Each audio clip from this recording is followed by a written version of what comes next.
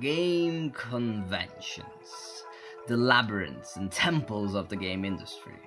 With a little luck and a little skill, you can meet the Dumbledore or the Han Solo of your own game-making journey.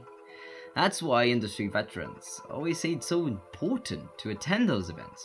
Show your work, your face. But veterans also agree it's expensive, tiring, and time-consuming. Besides, conventions can be wildly different from one another. Some focus on players, others on devs, or even journalists. So, the golden question is, what do you do when you get there? How do you make the most out of your quite precious convention time? Well, let's talk about it.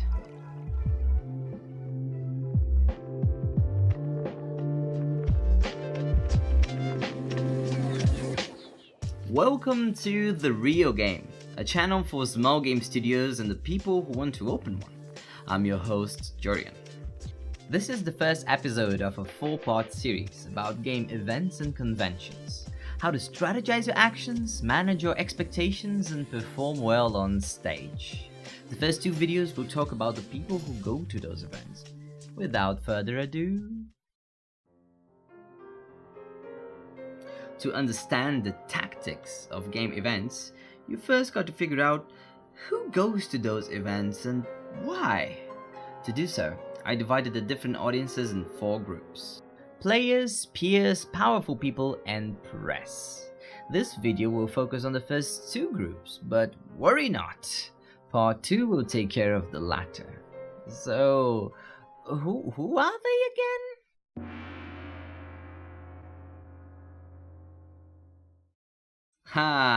Players. Here we'll consider players as anyone who's attending the convention in a non-professional way. Oh, quick side note, we're gonna focus here on players interacting with game booths. It's just the most common interaction when it comes to conventions. Players are there to have fun, to experience wonder and excitement. The archetype you should follow here is the entertainer, the master of ceremonies. But pay attention to your surroundings. Sometimes the role of the master of ceremonies is to tell stories, answer questions, and crack jokes. Other times, it's just to give the players the space they need to immerse themselves in the game world. Just keep in mind, you are in service of wonder. An excited player is an exponential force. They attract other people just by exuding that high energy level. Also, whoever comes by their personal recommendation will already be infected by those good vibes if they had a good experience. Think about it that way. You won't have any contact with the vast majority of people who play your creation. So remember to cherish this experience and be a part of it. Let me make a special note here about player feedback. Conventions are a great opportunity to grab feedback for a game prototype. If you have the budget for that, you should definitely give it a shot. But it's different from focus sessions. The environment is oftentimes hectic and distracting. So avoid lengthy interviews. Try to make the feedback appealing and simple. If possible, narrative. Things like putting a Viking helmet and recording a 10-second video, or maybe using cool stickers on a colorful wall to vote about some mechanic. Those are the right way to go here. Also, remember to write down people's facial expressions. Not only of players, but of spectators alike. They provide honest and useful insight. And it's really powerful to understand which parts of your game are good for the spectators, not only players. Anyway, feedback deserves a full video on its own, so let's carry on with our audiences.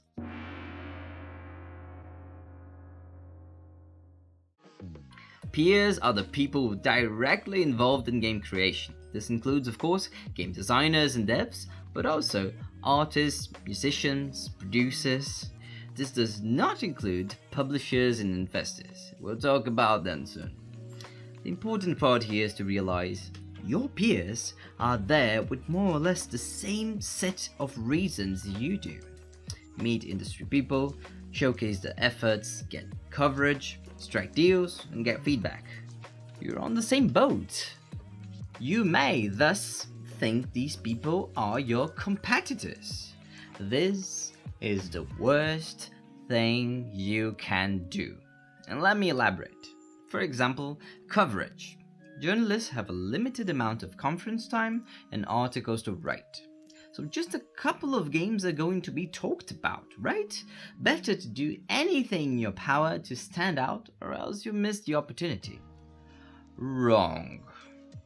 From a narrow perspective, that may sound right, but your game career will not last for a day. It will last for years. The value of being an active, remembered, and beloved member of the game community is humongous, much higher than any single Kotaku article. So, from a strategic point of view, thinking about the entirety of your career, being a loud peacock is a dreadful idea. Instead, the archetype you should follow here is the bridge between people. You're the soul of the party. If that's a rave, a tea party, or a football game, it doesn't really matter. Just be the soul of it. But in practical terms, how do you do that? Well, let me give you a mantra.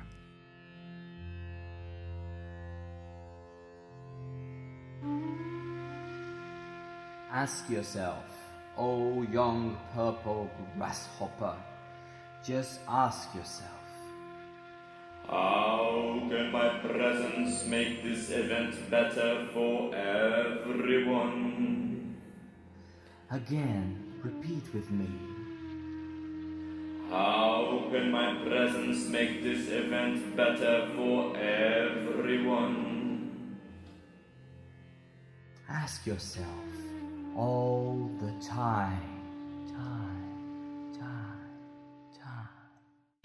And make sure to reserve some time just to take care of your ambience. This is not wasting your conference time. This is exactly what you're supposed to do. So for example, if you see a fellow dev looking tired, just ask, hey, would you like some tea? I can bring you some. Be the person creating the groups and email lists so people can connect. Invite everyone to the bar. A journalist just visited your booth. Ask her, hey, have you seen the other game just over there? It's great. Those positive social actions can have a long-lasting effect. People will remember you, will smile when they see you in the group picture. Make some friends. These people may be the ones coding with you or working together in a big studio next year. Who knows? And they'll remember you just because you chose to dedicate some time to care about them. So focus on the mantra. How can my presence make this event better for everyone?